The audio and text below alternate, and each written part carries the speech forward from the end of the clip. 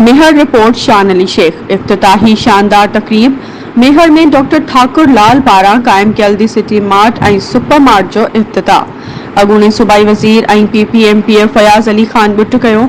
उन मौके ते डॉक्टर ठाकुर लाल ऐं हिंदू पंचायत मेहर जे मुख्य सेठ नानक राम पारां फयाज़ अली खान बुट खे सिंधी अजरकन टोपिन जा तोहफ़ा ॾिना।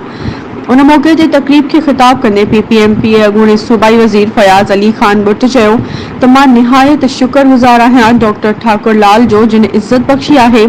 हुन जो त इमरान न्याज़ी हुकूमत मुल्क खे तबाह बर्बाद करे छॾियो आहे। इंशाअल्लाह 2023 वारे इलेक्शन में बिलावल भुट्टो साहब मुल्क जो वज़ीर आज़म थींदो ऐं मुल्क खुशहाल थींदो।